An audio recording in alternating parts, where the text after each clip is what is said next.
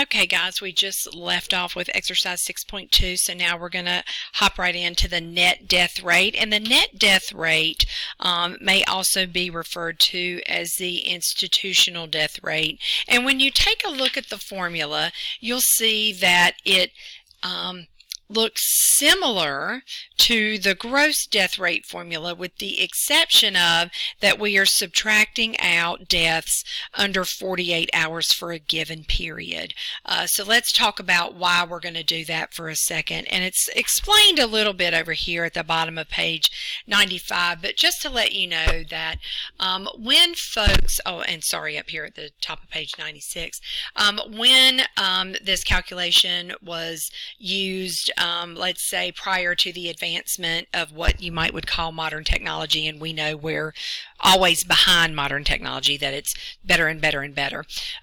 So before all of that, the net death rate was primarily used so hospitals weren't held accountable for, or it wouldn't be against their death rates if they had a patient that died within the first 48 hours of admission, because a hospital would say, well, we didn't have time to run tests or do treatment to prevent that death from happening. And that really sounds awful, because 48 hours is a long time, but it gives a hospital a little bit of wiggle room in their death rates to have them not look as high as they would, because you're subtracting out those deaths, so there are fewer deaths.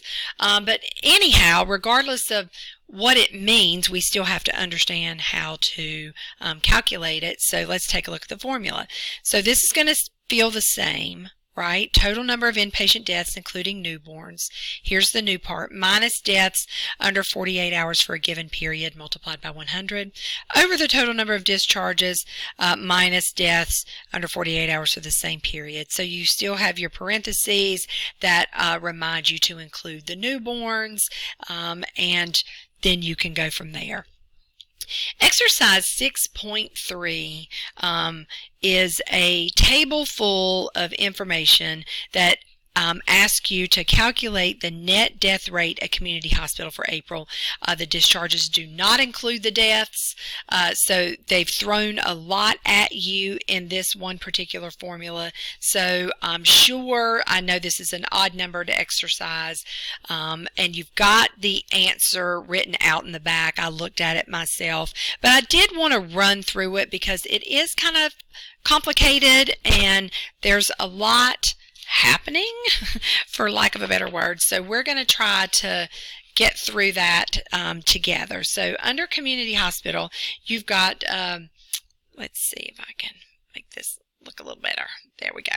You've got total adult and children live discharges, deaths, deaths under 48 hours, deaths over 48 hours, total newborn live discharges, deaths, deaths under 48 and over 48. So they've given you a lot of information, and you are going to continue to see that happen in your textbook and your worksheets as we're working towards your final exam. You're just going to get tables of information, and you have to pull out what's relevant to the calculation that you're trying to do. And so it asks you to round to 2 decimal places and to calculate the net death rate. So we're going to take the total number of inpatient deaths, including newborns. We're going to start there. So I'm going to start with 7, right? 7 adult and children deaths plus 2 newborn deaths. Let me scoot that down. Y'all can't see that. Plus 2 newborn deaths. Okay. And then from that, we're going to subtract the deaths under 48 hours.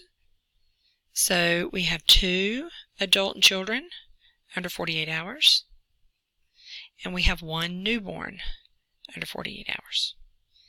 And then we're going to take all that, and after we're finished, we're going to multiply it by 100.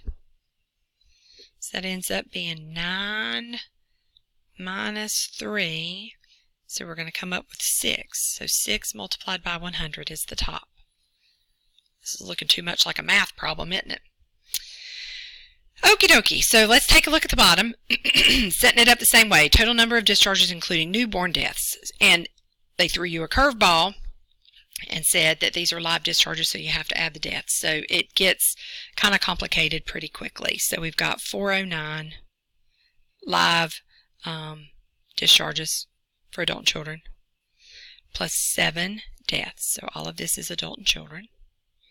And then we're going to add to that the 68 live discharges for newborns, plus the 2 deaths. Okay, so that's newborn. Got it? So we're going to calculate all of that, and then we're going to subtract the deaths under 48 hours. We've got 2 adult and children and 1 newborn. It's the same thing we used at the top of the formula, right? So that's not going to change. So that's how that setup works. All right, so you should have 416 here, plus 70 minus 3. And so when you do all the calculations, you're going to end up with 6 multiplied by 100. So we're going to make it look a lot nicer. Over 486 minus 3 for 1.24%. So like I said, I know that was in the back of the book, but I wanted to work through that with you because this table had a lot of information going on. That looks a lot like math, and I've told you it's not a very mathy math class. You just got to get the numbers in the right place. But I use brackets to kind of help us keep organized. But that's how you set up 6.3 nonetheless. So let's take a look at 6.4. And 6.4 says, using the information in the table below, calculate the net death rate for each service and the total death rate for a community hospital for December. In this exercise, the deaths are included in the discharges. Well, hallelujah, they're not live discharges on 6.4, so we're given a little bit of a break. So let's talk about how we're going to set up the medicine service. So this is medicine. And if we're following our formula, which is over here on page 96, that's out of the frame for you, we're going to do the total number of deaths minus deaths under 48 hours multiplied by 100. And over that, we're going to do the total number of discharges. And remember, for this particular group, thank the heavens, it includes the deaths. So we're going to do 372, and following the formula, we're going to subtract those deaths under 48 hours. All right? So that's how you set it up. And you're going to should hopefully get to 1.8%. I'm running out of room. My hand won't go right there, so I'm going to put that right there. Pitfalls. Students forget about this one. So if you had 372 at the bottom, your answer is going to be slightly different than this one. This is a pitfall. Pitfall, pitfall. Don't fall in the pit, right? Follow the formula. We can get so hung up with making sure that we've got the numbers in the right places, we actually forget to follow the formula. So the remainder of the answers are for surgery 0.34%, and for psych 1.90%, rehab 4.23%, and then your total is 1.19%, and you can check yourself out. You can pause it and write those down if you want to, and then keep on rolling. So let's talk about postoperative death rate. So postoperative death rate has a synonymous term as well, surgical death rate, and it refers to the number of deaths occurring after an operation that has been performed. So it's a specific type of patient. Not every patient that comes to your facility has surgery, so we're definitely talking about a specific class of patients. You have a few definitions about operations, surgical operations versus surgical procedures. So make sure you take a look at that. For the purposes of our class, those would always be listed out separately for you. But working in a hospital, differentiating between the two of these is going to be important. And you have to know those definitions for coding, so you can flex in coding when you say, I know the definitions for that, right? So the formula for calculating the postoperative death rate, let's just go right down to it. The total number of deaths within 10 days of surgery, so we have to be told that too, multiplied by 100 over the total number of patients who were operated on for the period. All right, so we're going to turn the page, and let's just go ahead and talk about 6.5. Grab me some paper here. Let's see if we can get through. I'm going to set up 1 on 6.5 because you do have the answers in the back of the book. So Dr. 102. He has, if we are setting it up based on what the formula told us, and we're so lucky we were given all the information in the table so we don't have to go searching for it. We had 6 deaths within 10 days of surgery multiplied by 100 over the total number of patients operated on, 298 for 2.01%. And again, this is an odd-numbered exercise, so you have all the answers in the back of the book. So let's take a look at 6.6. Using the information in the table that follows, calculate the postoperative death rate at community hospital during July, and it's asking you to round to 2 decimal places. So our discharges do not include the deaths, darn it. Then we've got our deaths listed. Oh, this is surgery service information. Deaths within 10 days after surgery, more than 10 days after surgery, the number of operations, and the number of patients operated on. And if you go back to your definitions, you'll be like, why is this number more than this number? If we only operated on 480 patients, how could we have done 495 operations?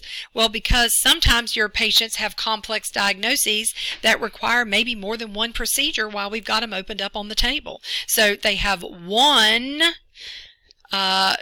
patient, they're opened up one time, and we perform a number of operations. So you can refer back to that definition if you're confused. But nonetheless, we've been asked to calculate the postoperative death rate, and remember your formula is on the prior page, the total number of deaths within 10 days of surgery over the total number of patients who were operated on for the period. So if we pull that out, we've got the total number of deaths within 10 days of surgery, 5, multiplied by 100. So this is 6.6. This is 6.5 up here at the top.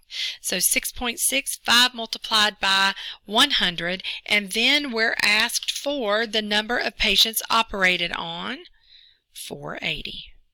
So you're given all the information. All you have to do is plug it in. We love these. You know, your homework will probably be a little harder, but we love these in the book when we're given everything we absolutely need. So that is 6.6. 6.7, you also have the answers given to you in the back of the book, but we'll go ahead and look at one before I get to the end of the next 15-minute slot. So 6.7, we're going to set that up, DRG 139, and we're going to set up using the information in the table below, calculate the post-operative death rate at community hospital. Round to 2 decimal places. So we've got community hospital, DRGs, surgery patients and deaths on the surgery service. You've got your MSDRG, which is a payment classification that you're going to learn about in coding, the number of surgery patients for that DRG, the number of deaths within 10 days after surgery for that DRG, and an area for us to put our postoperative death rate. So for 139, we see in our table we had 1 death postoperatively within 10 days, multiplied by 100 over the total number of patients. And y'all, this looks like actual over potential, right? So we had 1 that actually died over a potential of 12. And our answer is 8.33%. And again, this is an odd numbered exercise, and you are able to check yourself in the back of the book, and we'll pick back up in the next video.